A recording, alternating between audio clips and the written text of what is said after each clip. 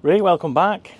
As you can see, ladders are out and the platform, so there's a big job on and it's up there. Right, so I've had the Starlink Mini for about, must be the best part of the year now. And I bought it and it worked out. I think the best roaming package you could get at the time was 50 quid a month. That was for 50 gig of internet. Dead expensive, but I like the idea you could pause it. And when you go to campsites like Camper Jam and Dubbed Out stuff, you know, places like that, there's no internet whatsoever. And when you've got kids, you struggle with stuff like that. We need internet, babysitting internet, that's what we need. We just have stuff like, nobody could upload any social media stuff or anything, you know, until the event had finished. And, you know, it's kind of like playing catch up then after that. So I ended up buying this anyway. I think I activated it, twice a year? So it's like 100 quid, and you've used it like for, I'd do it for a month. So you pay the 50 quid for the month, and then basically you just pause it after that, which was the good thing about it. But I got an email the other day, and they turned around and said, you can get it now, right, for 8 quid a month. They must know that people are just pausing these and probably using it once or twice a year, if that. 20 gigabyte a month, with roaming data, 8 quid a month. 8 quid a month, that's a no-brainer, it's better than a SIM card, that. And it's decent internet as well, and it's roaming, so I can use it anywhere, so you're not paying a roaming charge or anything. Now, I'm not too sure if you can apply for it online and buy it with that package, or that you have to own one, have one set up and then change the plan to it. You'd have to look into that. But I'll tell you what, 8 quid, that's a bargain.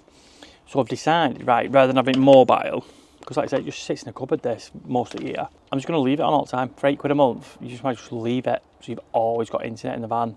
Yeah, 20 gigs, not much, but it's enough. I'm going to do a semi-permanent install at the minute, so the wiring system and everything will be permanent, but the dish can be removed, and it's going to go on a mag mount. So we've got the mini version magnetic mount. I got this off Amazon. You can have them different places cheaper than that. I'll leave links in the description. Well, basically, I'm not taking it out yet. It clips onto the bottom of the Mini, and it's got 4 mag mounts on it. You know me, I like my magnets. Everything's stuck on my magnets, and I can basically just mount that flat to the roof. I'm not going to go into technical where you have to have it angled and all this, and a bit of an angle for the rain and stuff like that. We'll look at that when we get up there in a bit. Then we're going to be putting the old scan strut seals on. So basically that cable is a 3.5mm jack to a USB-C. That's going to go through that. So basically that's going to be the permanent install. I've got 2 of those cables because I've got the original one, which is absolutely massive, which is the one which I'll probably cut off the end and feed that through, because I'm going to be connecting it to DC to DC converter. Now, that's a 12 volt to 24 volt one. You can go through a USB system where you get a plug into it, like a DC, like a cigarette socket one, and it has like the high powered or the PD USB-C units where you can just plug into that and then it runs on that. 20-30 watts, absolutely brilliant. But I didn't really want to just put another cigarette lighter in there, and I don't want it running off the van battery. I want it on the leisure batteries and stuff, and I want to hardwire it. So I looked into it, and basically there's a lot of people using these, which is a 12 volt 24 volt inverter, and basically it just steps up to 12 volt 20 volts 120 watts maximum. So it's quite good. So what I end up doing is just chopping the cable at the end of that, attaching that to the van, and then the other side then attach it to a switch system, so I can turn it on and off if I need to as well. I don't want it on permanently. It's like, say, if the van's stood for a week, there's no point in having internet just sucking juice out the batteries and stuff like that. That's the plan anyway. So I'm going to get on the roof, see where I'm going to put it, if I can fit it anywhere. Maybe clean the roof while I'm up there as well, because I've not been up there since I did that light. It's a fucking bomb site. I will also see where we put in the wires, which should be fun. Well, the roof ain't too bad, to be honest with you. Not as bad as I thought it'd be, actually. You know, when you think you get up here and it's like black. But no, it's alright. So the Starlink, I think, is going to go here on this section. So if you look at the back there, you've not really got much room at the back. And it's quite a bit of show as well, so I don't want it like so it's quite lowish profile type thing. See, I need to go in as close as possible to this front edge to get it in the inside unit. And then I can go along then with this outside, you know, like the unit above the door, and then get it into my back box, because I think that's where the power lead's going to go to. And I don't know I'm going to switch it off, because I've got no switches left.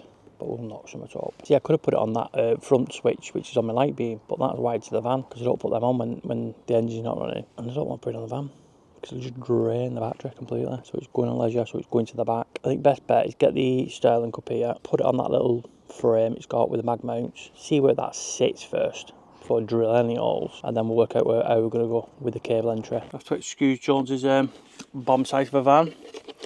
I have to get it sorted for the weekend. We go away this weekend, so last minute Lil, get this job done, and hopefully I can get the van sorted because it is an absolute pigsty. Let's have a look what we've got in the box. Look at that frame. See, I was going to 3D print with these. There's quite a few 3D print files on it, but with it being on a roof, obviously it's not going to get much sun to it underneath the dish, but they break down dead quick. And they're just not weatherproof unless you spray it and treat it, or whatever you do with PLA plastic or whatever, or ABS filament. So bear that in mind if you do print them. Good old trusty magnets. Christ, this van's bloody held together with freaking magnets. First off though, feet on. Make sure you get it the right way around as well. Tell you what, at this price plan, this is an absolute game changer. This, instead of having the you know, like the roof mounted like antennas, what you used to do, stuff like that. You know, with the little SIM cards and all that crap in it. Because at the end of the day, right, if you can't get a phone signal, then those SIM card antenna things, they're no good. They're just the same. It's just another mobile phone, isn't it? Righty tighty, lefty loosey. That's our mag mounts on it. Is it working? Yes. So that, yeah, that click then locked in that tight. That's going nowhere, that. And it does put a slight angle on, not much. Yeah, I have dinted it there. I need a bit of silicone on that, I think. Go and get on the roof now and see where this goes. Oh, let's have a look. Best place where these magnets will stick. Because the roof's quite uneven here. And I tell you what, and I'm not lying there now, that took some effort to pull that off. Well, you can even put dents out at the roof with that, but it gives me an idea then where it's going to go. And it's quite low profile as well, and the light barrels take a lot of the hammering from weather, which is just straight up top of it. Right, scan strut. So if I have that angle that way, the cable can run this way then, so any weather will come over the top and it's not going to get into that section, and it's also not going to get into this cable's gland as well. So we'll clean that bit off there, and I think that is where she's going to go mad. When I've drilled this as well, you'll see, put a magnet in a tissue, basically just catches all the bits, and just get a little ream and go around it. Right, let's go and get our cable now, what we're going to be using. So this original cable, right, comes with two, the 3.5 barrel ends, but the weatherproof ones, whereas the one I have, same again, but it's got a USB on the end of it, and I'm going to keep this one because it's quite handy. That is a mobile cable. This is the original, and you get tons of it, so it's sacrificial. Well, it is my eyes anyway. It's going to be running, drop down through this unit, along the front of here, in theory. Now, if you remember on one of my videos, I actually drilled through a cable on this, I had to take it all out. It was an absolute ball ache. So trim it down like that. So your inner ones are pause, your outer will be your nag. 20 gauge wire. Not very big thick, that is it really, but Starlink made it. Right, let's get this cable put through here now. This is where the fun starts. I hate tracing cables around the vans, honestly. If you're doing a van build, right, even if you're not buying Starlink, just put a cable through just in case. Always run extra cables. And a little access arch and you think, oh, I need that cable there. Boom, straight on it. I'm telling you, extra cables, always. And I'm not going to bore you watching me pull this cable through because there'll be some effing and jeffing and moaning going on. Believe it. So I'll catch you up when I've fed it through. If the daylight changes to darkness, you know I've had a bit of a nightmare. Running low on these now as well. I think every time I do a job, there's either one left it van somewhere behind the panelling or I snap them. You go for do a job, right, and you have to empty about 300 cupboards just to do one little bit. There must be 2 years worth of camping crap in there. Mr. and Mrs. Not a good gameplay that when you've had a few. We've had some arguments over it. Dead easy that. Simple. Fleece is off. Sweating me kahunas off. Oh. She's fed through. Yeah, it was a pain. Absolute nightmare. Right, so seals on that. I've put a bit of Sikaflex. I always put Sikaflex in it. Just to fill the holes up really. Right, so that's that bit screwed down. Just need to make sure now we've got enough spare cable. I always forget to put this bloody bung in me. I had this one, I spoke it last time. Oh, right faff. One scan strut done. Brill them things. Right, so next bit now is getting this cable run all the way along here into the electric box. We're back in dodgy cupboard again. I'm not taking that off again. No way. That is a pain in the arse. Why trim tools were invented for cheating. All that into the casing. Get in. Oh, and Smeds. Look. Cleaned it up, lad. Put a new end on it. Honestly, you do a build right and people just pick the pieces out of everything. Every little detail. Right, so we've got our wire thread through here now. 2 core in this Starlink one. So the outer one's the neg, he says. So I'm just going to put a bit of heat shrink on it. So in this one, yellow's the pos. So we'll whack that in there. Black is the neg. These are only temporary, these wire get test. Right, so that's temporary mounted on there now. I've not put a fuse in it yet, but it's saying a 5 amp max output. So stick a 5 amp fuse in. Right, ready? See if this goes pop. Probably not a good idea with my hand next to it, but. Oh. Right, 5 amps in. Let's put the Starlink app on now. See if it's actually worked. Right, it's connecting. This is connecting. Let's have a look, see if it picks it up. Connect to Wi-Fi. Secret Wi-Fi name. So don't be asking for my password. Quamby and Van Docs. Because you're not having it this time. I'm only on 20 gig. I'm on poor man's connection here now. Right, so we've connected to Tesco's Wi-Fi. Right, that is my Starlink. It's in stealth mode. Right, so let's go to Starlink now then. Oh, she's only working. Starlink is talking to satellites to determine which is the waypoint. Oh, so it does work.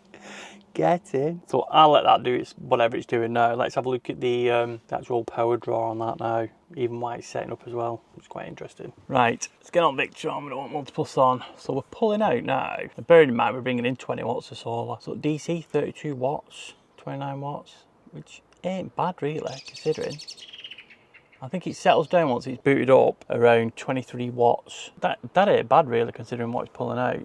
If it runs at 23 watts, you can leave it on pretty much all the time. Now, that's a temporary wiring that. I just want to test it because I didn't want to do all that and then that cable say, not having it, mate, sorry, not enough voltage. But the system works, so that's a bonus. But I'm going to put a switch in it because I just don't want that running 24/7. When I'm camping and that, yeah, leave it straight on. But when it's parked up on a driveway or somewhere like, or the van's not in use, pointless. I've ordered a little switch, actually a little touch switch, and I've got to see if I can find that thing now. Couldn't find that switch anywhere, so I've ended up doing is jumping on my OG beam because I had the main light switch on number 1, and I also had my max fan.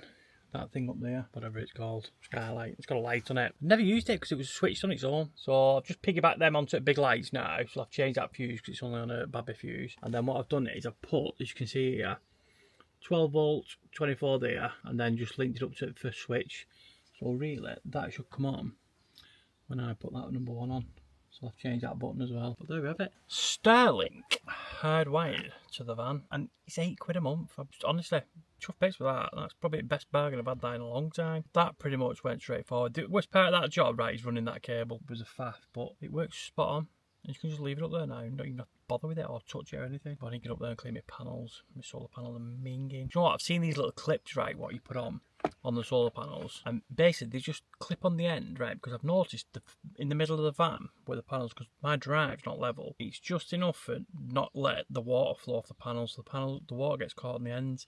And I've seen a little clip, and I can't remember if anyone's seen where these clips are. Put a link in the description, or just give us a shout or something like that on Insta or something. And it clips on your solar panel. It's like a metal clip, and it allows the water to run off. Brilliant idea. Just can't find them. Right, I'll see you on the next one.